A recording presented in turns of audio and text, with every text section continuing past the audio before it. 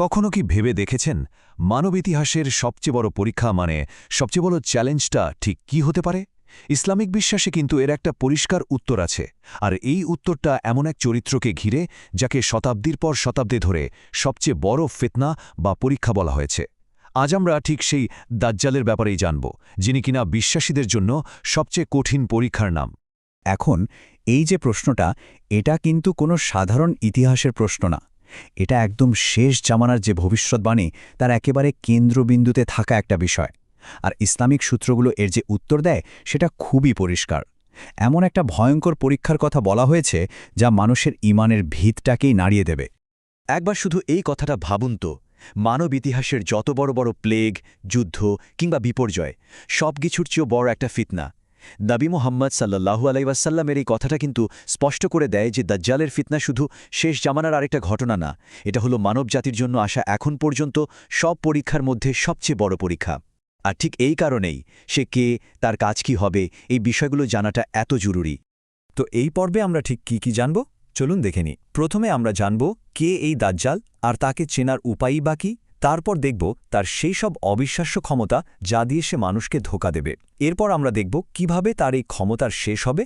আর হ্যাঁ, সবচেয়ে গুরুত্বপূর্ণ যে বিষয়টা, মানে এই ফিতনা থেকে বাঁচার উপায় কি, সেটাও আমরা জানব। আচ্ছা, তাকে যে সবচেয়ে বড় পরীক্ষা বলা হচ্ছে, এর কারণটা কি? এটা বুঝতে হলে আমাদের প্রথমে তার পরিচয়টা জানতে হবে। কে সে? তার নামের মধ্যেই বা কি এমন রহস্য আছে? চলুন দেখি। আসল ব্যাপারটা কিন্তু তার পুরো নামের মধ্যেই লুকিয়ে আছে। তার পুরো নামটা হল আল মাসিহ আদ-দাজ্জাল। নামটা শুনলেই কিন্তু একটা প্যারাডক্স বা বিরোধাভাস চোখে পড়ে। আল মাসিহ, এই উপাধিটা কিন্তু হজরত ঈসা আলাইহিসসালাম বা যিশুর, যার মানে হল ত্রাণকর্তা। অন্যদিকে আদ-দাজ্জাল মানে হল সবচেয়ে বড় প্রতারক। তার মানে নামটাই একটা ওয়ার্নিং। সে আসবে একজন ত্রাণকর্তার বেশে, কিন্তু তার আসল পরিচয় হবে ধোঁকা। সে হলো বলতে গেলে চূড়ান্ত নকল। তাহলে প্রশ্ন হল, এত বড় একজন ধোঁকাবাজকে চেনা যাবে কিভাবে? ধর্মগ্রন্থে কিন্তু বেশ কিছু পরিষ্কার চিহ্ন বা ক্লু দেওয়া আছে, যেগুলো বিশ্বাসীদের জন্য এক ধরনের সতর্কবার্তা হিসেবে কাজ করবে। হাদিসে তার চেহারার একটা পরিষ্কার বর্ণনা দেওয়া আছে। যেমন তার একটা চোখ হবে ত্রুটিপূর্ণ, যেটা হয়তো তার বিকৃত চিন্তার একটা প্রতীক। আর সবচেয়ে বড় যে চিহ্ন, সেটা হলো তার কপালে লেখা থাকবে কাফির বা অবিশ্বাসী। এমন একটা চিহ্ন যা সবাই পড়তে পারবে, সে শিক্ষিত হোক বা না হোক। এর সাথে তার কোকড়ানো চুল আর ফর্সা বা লালচে গায়ের রং মিলিয়ে একটা স্পষ্ট ছবি পাওয়া যায়। এখানে একটা বিষয় খেয়াল করা দরকার যে এই তথ্যগুলো আসছে কোথা থেকে। যদিও কোরআনে শেষ জামানার একটা বড় পরীক্ষার ব্যাপারে সতর্ক করা হয়েছে, কিন্তু সেখানে দাজ্জালের নামটা সরাসরি উল্লেখ করা নেই। তার বিস্তারিত বর্ণনা আমরা পাই হাদিসে, অর্থাৎ নবী মুহাম্মদ সাল্লাল্লাহু আলাইহি ওয়াসাল্লামের কথা ও কাজে। মানে কোরআন মূলনীতিটা বলে দিয়েছে, আর হাদিস সে বর্ণনাকে পূর্ণ করেছে। তার শারীরিক পরিচয় তো না হয় জানা গেল, কিন্তু যে জিনিসটা দাজ্জালের পরীক্ষাকে সত্যি সবচেয়ে কঠিন করে তুলবে, সেটা তার চেহারা নয়, বরং তার ক্ষমতা। তাকে এমন সব অলৌকিক ক্ষমতা দেয়া হবে যা দিয়ে সে প্রকৃতির নিয়মকেই চ্যালেঞ্জ করবে, আর সবচেয়ে পাকা ইমানদারকেও বিভ্রান্ত করার চেষ্টা করবে। একটু চিন্তা করুন তো, একটা এলাকা খরার কারণে একেবারে শেষ হয়ে যাচ্ছে, মানুষজন খুবই হতাশ। ঠিক সেই সময় এমন একজন এলো যে কিনা আকাশকে হুকুম দিয়ে বৃষ্টি নামালো, শুকনা মাটিতে ফসল ফলিয়ে দিল। মানে সে মানুষের সবচেয়ে বেসিক চাহিদাগুলো, খাবার, পানি, এগুলোকেই তার অস্ত্র বানাবে। যারা তাকে মানবে তারা সাথে সাথে পুরস্কার পাবে, আর যারা মানবে না তাদের জন্য থাকবে কষ্ট আর দুর্ভিক্ষ। এটা এমন এক পরীক্ষা যা মানুষের একদম অস্তিত্বের গোড়ায় গিয়ে আঘাত করবে। সম্ভবত তার সবচেয়ে বড় ধোঁকাটা হবে বাস্তবতাকে উল্টে দেওয়া। সে তার সাথে এমন কিছু নিয়ে আসবে যেটাকে সে বলবে জান্নাত আর জাহান্নাম, কিন্তু ব্যাপারটা হবে ঠিক তার উল্টো। তার দেখানো জান্নাত আসলে হবে জাহান্নামের পথ, আর তার দেখানো আগুনের জাহান্নাম হবে বিশ্বাসীদের জন্য শান্তির পথ। তখন মানুষকে চোখের দেখার ওপর নয়, বরং অন্তরের বিশ্বাসের ওপর ভরসা করতে হবে। নিজেকে ঈশ্বর প্রমাণ করার জন্য সে এমন সব কাজ করে দেখাবে যা শুধু স্রষ্টার পক্ষেই সম্ভব। যেমন সে মৃত মানুষকে জিন্দা করার মতো ভ্রম তৈরি করবে। আর সে কিন্তু এক জায়গায় বসে থাকবে না। বলা হয়েছে সে বাতাসের বেগে সারা দুনিয়া ঘুরে বেড়াবে। মানে এক জায়গার মানুষ অন্য জায়গার মানুষকে সাবধান করার সুযোগই পাবে না। তার আগেই সে তার ধোঁকা নিয়ে হাজির হবে। এত সব ক্ষমতার কথা শুনে হয়তো মনে হতে পারে যে পরিস্থিতি তো নিয়ন্ত্রণের বাইরে চলে যাবে, কিন্তু না। যে ভবিষ্যৎবাণীগুলোতে তার আসার কথা বলা হয়েছে, সেখানেই তার পতনের কথাও বলা আছে। তার ক্ষমতার একটা নির্দিষ্ট সীমা থাকবে, জায়গা এবং সময় দুটো ক্ষেত্রেই।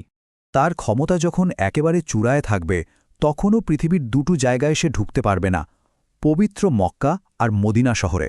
বলা হয়েছে ফেরেশতারা এই শহর দুটোকে পাহারা দেবেন, ফলে এই জায়গাগুলো তার অত্যাচার থেকে পালিয়ে আসা বিশ্বাসীদের জন্য একটা নিরাপদ আশ্রয় হয়ে উঠবে। তার রাজত্ব কিন্তু খুব বেশি দিনের হবে না, মাত্র 40 দিন। কিন্তু এই সময়টা স্বাভাবিক থাকবে না।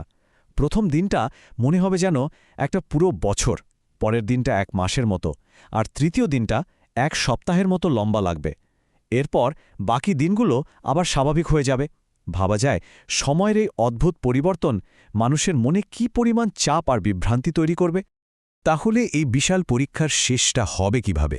কোনো মানুষের হাতে না, বরং সরাসরি আসমানি হস্তক্ষেপে। বিশ্বাস অনুযায়ী হজরত ঈসা আলাইসাল্লাম অর্থাৎ যিশু আবার পৃথিবীতে ফিরে আসবেন। তার আশাই হবে এই মহাপ্রতারকের রাজত্বের শেষ, আর তিনি লুদ নামের একটা জায়গায় দাজ্জালকে পরাজিত ও হত্যা করবেন। আর এভাবেই মানব ইতিহাসের সবচেয়ে বড় পরীক্ষার অবসান ঘটবে। এই পরীক্ষার কথা জানাটা হয়তো একটু ভয়ের, কিন্তু এই জ্ঞান আমাদের দেয়া হয়েছে সুরক্ষা ছাড়া নয়। যদি এটাই হয় সবচেয়ে বড় পরীক্ষা, তাহলে এর থেকে বাঁচার জন্য সবচেয়ে ভালো উপায়ও নিশ্চয়ই বলে দেয়া আছে। চলুন এখন সেই সব বাস্তব পদক্ষেপগুলো দেখি যা বিশ্বাসকে বাঁচানোর জন্য বলা হয়েছে। নবী সাল্লাল্লাহু আলাইহি সাল্লামের শিক্ষায় 3 স্তরের একটা সুরক্ষার কথা বলা হয়েছে। প্রথমটা হল কোরআনের সূরা আল কাহাফের প্রথম 10টা আয়াত পাঠ করা। এই সূরাতে পরীক্ষা আর সুরক্ষা নিয়ে অনেক কথা বলা আছে। দ্বিতীয়টা হল একটা নির্দিষ্ট দোয়ার মাধ্যমে আল্লাহর কাছে আশ্রয় চাওয়া। আর সবকিছুর মূলে সেটা হলো নিজের জ্ঞান আর বিশ্বাসকে প্রতিনিয়ত আরও মজবুত করা। কারণ একটা শক্তিশালী ঈমানই হল ধোঁকার বিরুদ্ধে সবচেয়ে বড় ঢাল। আর এই দোয়াটা কিন্তু শুধু কোনো জরুরি অবস্থার জন্য নয়, মুসলিমদেরকে তাদের প্রতিদিনের 5 ওয়াক্ত নামাজের শেষে এটা পড়ার জন্য উৎসাহিত করা হয়েছে। এটা হলো একটা নিয়মিত অনুস্মারক, একটা সুরক্ষা কবচ, যা জীবনের সব বড় পরীক্ষার বিরুদ্ধে আল্লাহর কাছে সাহায্য চাওয়ার একটা উপায়। এর মধ্যে অবশ্যই দাজ্জালের পরীক্ষাও অন্তর্ভুক্ত। তাহলে সব মিলিয়ে যা দাঁড়ায় তা হল দাজ্জাল হচ্ছে প্রতারণার চূড়ান্ত রূপ, এমন এক চরিত্র যে অলৌকিক ক্ষমতা দেখিয়ে নিজেকে ঈশ্বর দাবি করবে। কিন্তু তার ক্ষমতা যতই শক্তিশালী হোক না কেন, তা হবে ক্ষণস্থায়ী। আর হজরত ঈসা আলাইহিসসালামের ফিরে আসার মাধ্যমে তার এই রাজত্বের অবসান ঘটবে। এটা আসলে এটাই প্রমাণ করে যে দিন শেষে সত্যের কাছে মিথ্যা পরাজিত হবেই। তাহলে শেষ প্রশ্নটা এখানেই এসে দাঁড়ায়, যা একটা ভবিষ্যৎবাণীর চেয়েও বেশি কিছু। এটা আমাদের নিজেদের জন্য একটা উপলব্ধি। যদি এটাই হয় সবচেয়ে বড় পরীক্ষা, তাহলে এর জন্য সবচেয়ে সেরা প্রস্তুতিটা কি? ব্যাপারটা কিন্তু শুধু অপেক্ষা করার না, বরং নিজেকে তৈরি করার। আর চূড়ান্ত ধোঁকার বিরুদ্ধে সেরা প্রস্তুতি হয়তো এটাই, সত্য, জ্ঞান আর মজবুত ঈমানের সাথে জীবন কাটানো। আর সেই প্রস্তুতি তো আজ থেকেই শুরু করতে হবে।